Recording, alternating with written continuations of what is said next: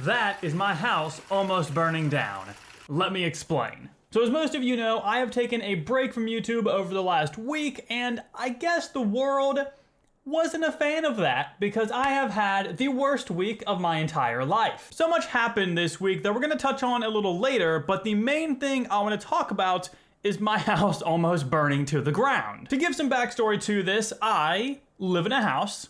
Weird flex, I know. And this house has well water as opposed to city water, which has a lot of benefits and as I've learned over the years, a lot of drawbacks. One of the big benefits is not having a water bill, so I simply just don't pay for water because we don't have that bill as we have well water. That kind of gets funneled into the power bill because you have to have power to work the well, but it's nowhere near as expensive as an actual water bill, which could be $50, $100, $2,000, I don't know, I've never had one. And while not having a water bill is really awesome, there's a lot to keep up with when it comes to a well, including putting chemicals in the tank, general wear and tear of the tank, and potentially your house burning to the ground. Now this all started because about a week ago, even before I took the break, we just had no water and it was because of the well. So we had to call this company to come over to the house, look at it, see what was wrong, and eventually fix it. They had to take something completely out of the well itself that's in the ground. They pulled out this giant pole and they did something in there. Again, I'm not too sure. I just play video games for a living and they do that, which is honestly really awesome because otherwise I still wouldn't have water.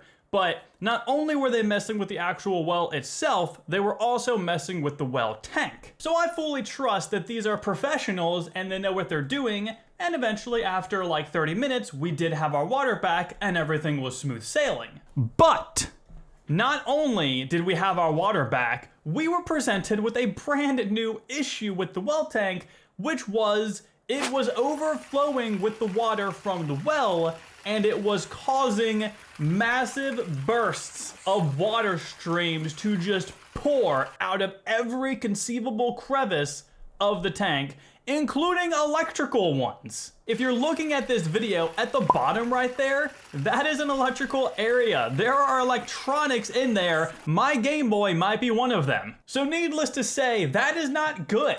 I didn't know exactly what to do, but when my wife and I noticed it, we just didn't understand how to approach it, I suppose. Because again, we aren't professionals. We've never seen that before. It's never happened before. So we weren't too sure what to do. So we went for a walk. On that walk, I had one of the smartest moments of my entire life, which will have saved me a very big amount of money, time, and suffering. My thought was, hey, let's go turn it off. So we went ahead and did that. We went to the well tank, we turned off the little light switch, we turned off the pump that is letting the well water come from the well to the tank, and that was good. The problem with that is that that meant we were going to run out of water in the house. Now again, we already had to spend an entire night without having water, so it wasn't really all that new. The bad thing about this time though was it was 7 p.m. on Friday, and the company closes at 5, and they're closed on the weekend. Luckily for us, there is an emergency line you can call in the case of not having water or other crazy, you need to come fix this right now moments, which I would like to say we are definitely having. So we go ahead and call that. Unfortunately, that's also closed, so we leave a message and we realize we're gonna have to just go the night without water and hopefully they can come in the morning to fix it. So not the worst thing in the world. We've spent a night without water. You basically don't flush the toilet unless it's number 2. Now the next part of this was another important decision of mine that I think is really gonna save us in the future because had this not happened, a potential fire would have probably happened. So this is when we actually see the fire and the smoke. What we decided to do was turn the water back on for Gabby to go inside, plug the sink and fill it for some just general hand washing water, but to also quickly take a shower because she had just recently gotten home from work, which is when we even saw the well bursting with water. We both thought it was a pretty good idea because it would allow us just some good washing water for whatever we need, and we don't have to waste our very expensive bottled water, which of course we have because it's Florida. and there are hurricanes here. All my Florida people know what's up. So we come up with a system to make sure this is very quick and very efficient. What she will do is knock on the window one time when she is starting to shower, and then knock on it 2 times when she is done. It's a pretty advanced system, so if you don't get it, I understand. So she walks in the house, I turn everything back on so the water is running, and then I just go into the driveway, walk around a little bit, just think about life and how much of a go at it I have had this past week. Then I remember, hey, I need to be there to hear the knock on the window, so I turn the corner, and what do I see except a ton of smoke and the start of a fire? So my first instinct is to not pull out my phone and record it, which I feel like some people would actually do in that moment, but instead go over and turn everything off and then just dial my eyes on where the fire was to make sure it's not spreading or getting bigger. So needless to say, that is how the night basically ended. Fast forward over the night, I am freaking out the entire night thinking, what if the house burns down? Do we have a fire extinguisher? Yes, we do. How do I use it? I don't know. I'm a millennial, and I should probably learn how to use that, to be honest. Regardless, it's the next morning. They call us back, and we sleep through it because we're tired, let's be real. But then we wake up, call them back, explain the whole situation. Again, luckily, Gabby had the foresight to record the video of the water bursting out. And luckily, but also unluckily, when the person shows up and they try to turn everything on, the same smoke and start of a fire happens again, which they promptly turn everything off. But I say that's lucky because otherwise they could have just not believed me and they wouldn't have completely replaced that electrical part of the system. Which again, because they did do that, I think is really future-proofing that area and the safety of my house from not burning down. But again, thankfully, we are safe, and we would have been safe had things taken a wrong turn, which is really all you can hope for. But that was a crazy ending to my really, really shitty week. The rest of the week was filled with some invasion of bugs in the house. I will not name the type of bug they are, but if you live in Florida, you probably know what type of bug I'm talking about. And that's annoying. Find a really big dead one, and that's always just really disgusting. So that overall, I would say, was a good thing. We quickly called a bug company. The person who came out, their son wanted my channel name. So hello, if you're watching that, appreciate your father. But I say it's a good thing because it allowed us to really get off our butts, declutter, put some things in the attic that we've been really putting off, really clean, really make things a lot nicer around the house. So annoying circumstance, but a really good outcome, again, in my opinion, as a really positive person. The next thing, though, is really hard to not see in a negative light, and even to this moment, we are still just hoping things work out. In terms of the timeline here, this moment happened after the people came to fix our water, but before the fire possibility happened. So it's somewhere in the middle of that timeline. Also, we have a septic tank. That's an important part to the story. So the day started out like any normal day, but towards the end, we had both showered, which was very lucky.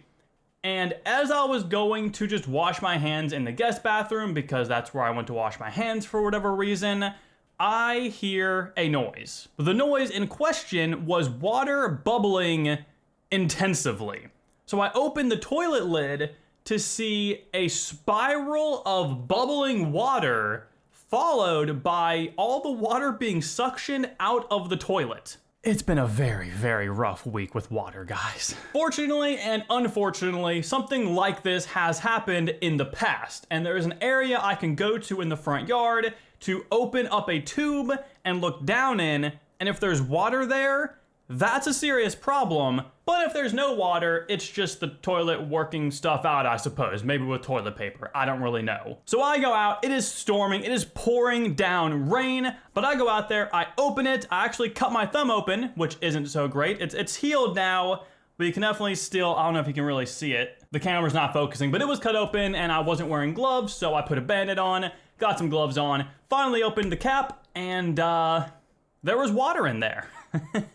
Hooray! Unfortunately, What water being in there meant for me was that I had to find the edge of the septic tank where this like filtery system is, and then dig up my grass, completely ruining it, to find the opening to that septic tank area. Now my dad came over and helped me out. He's a professional plumber, so it wasn't that terrible of me just not knowing what to do or how to navigate it.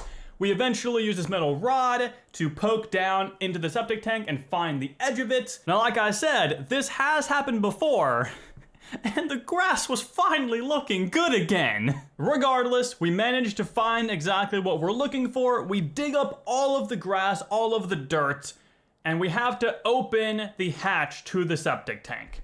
And if you don't know what a septic tank is, bless your heart, it is where all of your number 1s and 2s go. So opening it, I was greeted with an overwhelming sense of wanting to vomit because it smelled so gosh darn terrible. But there was no time for that. We pull out the filter, I guess it is. I don't know. I'm not a professional, but it was disgusting, which apparently it shouldn't be. So we quickly rinsed and washed that off, and then we were looking into it, and there was like a little T-pipe kind of thing going on that I can't explain to you very well. There was water that was kind of sitting at the edge of the T-pipe where it should be draining. And the fact that we took the filter out and it still wasn't just draining quickly meant that there could very well be a big problem. Eventually we noticed it was really slowly but surely going down like a tiny, tiny, tiny amount. I went back over to check that tube I opened, and there was no water there, which meant that the current problem was fixed. But seeing that the water wasn't instantly going through that tube and being pushed out, I guess to the leach field, or however that works, again, not a professional, that meant that there is a possibility, and still could be a possibility, that we'll have to get that fixed by a septic company. This will cost $15,000. So it's just been a week. That's the story. That is what has happened in the past 7 days. And I felt so much was happening and so many negative things were happening that I could only make a video on it to just vent it out, explain to you guys what's going on, maybe let you feel better about your life, and get that out before the rest of the new content comes out, because it wouldn't make any other sense to put something else happy and fun first, followed up by a very negative, venty kind of, I can't talk. So yeah, it's just been a really stupid kind of week. Almost as stupid as this video ending right now.